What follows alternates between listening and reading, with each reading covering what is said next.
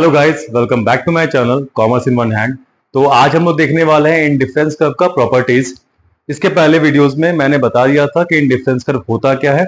Indifference curve एक graphical representation होता है बंडल ऑफ टू गुड्स, जहां पे कंज्यूमर दो गुड्स को कंज्यूम करके फुली सेटिस्फाइड हो जाते हैं। उससे जो बंडल क्रिएट होते हैं उसको जब हम लोग ग्राफ में प्रेजेंट करते हैं तब जो कर्व क्रिएट होता है उसको बोलते हैं इंडिफरेंस कर्व।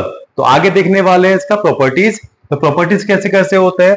इंडिफरेंस कर्व कैसा होता है, convex to the origin. First property क्या है, कॉन्वेक्स टू द ओरिजिन।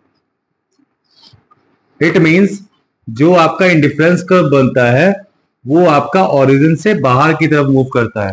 ठीक है, उसका फेस बाहर की तरफ रहता है, जिसको बोलते हैं हम लोग कॉन्वेक्स टू द ओरिजिन। तो ये क्यों होता है, due to MRS. Due to MRS it means marginal rate of substitution. It means कि किस रेट से हम लोग सब्स्टिट्यूट कर रहे हैं एक के बदले दूसरे गुड्स को। जनरली क्या होता है, indifference curve bundles of two goods का कॉम्बिनेशंस होते हैं। तो यहां पे जब दो गुड्स हम लोग कंज्यूम कर रहे हैं, एप्पल और बनाना, तो यहां पे जब एक गुड्स को हम लोग ज्यादा कंज्यूम करेंगे तो दूसरे गुड्स को हम लोग को घटाना पड़ेगा, कंज्यूम कम करना पड़ेगा, जिससे हमको सेम लेवल ऑफ सेटिस्फेक्शन हर एक बंडल्स में मिल पाए। तो फर्स्ट क्या है हम लोग का, कॉन्वेक्स टू दी ओरिजिन। क्यों होता है, due to MRS. It means marginal rate of substitution. Next point क्या है, indifference curve is a downward sloping curve. Indifference curve is a downward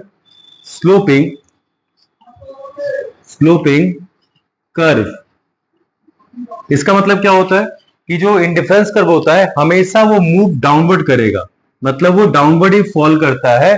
क्यों, क्योंकि यहां पे क्या होता है, सब्स्टिट्यूशन इफेक्ट। सब्स्टिट्यूशन इफेक्ट इसका मतलब एक गुड्स को हम लोग सब्स्टिट्यूट करते हैं दूसरे गुड्स से।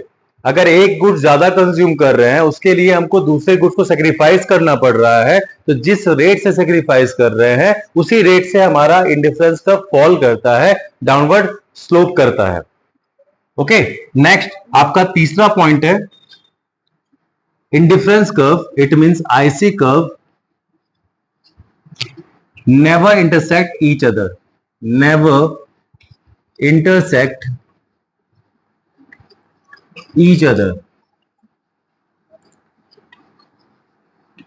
It means अगर दो इंडिफरेंस कर्व बनेंगे या तीन इंडिफरेंस कर्व बनेंगे तो वो कभी भी एक दूसरे से इंटरसेक्ट नहीं करेगा, हमेशा एक दूसरे से पैरेलल रहेंगे। क्यों, क्योंकि जितने इंडिफरेंस कर्व बन जाते हैं एक मैप के अंदर उसको हम लोग बोलते हैं इंडिफरेंस मैप। ठीक है, उसमें क्या होता है कि जितने भी इंडिफरेंस कर्व रहते हैं वो पैरेलल रहते हैं, एक दूसरे से इंटरसेक्ट नहीं करते हैं। ओके, लास्टली क्या है, लास्टली जो हमारा प्रॉपर्टी है वो है higher indifference curve shows higher level of satisfaction. Last point है higher indifference curve means IC curve shows higher level of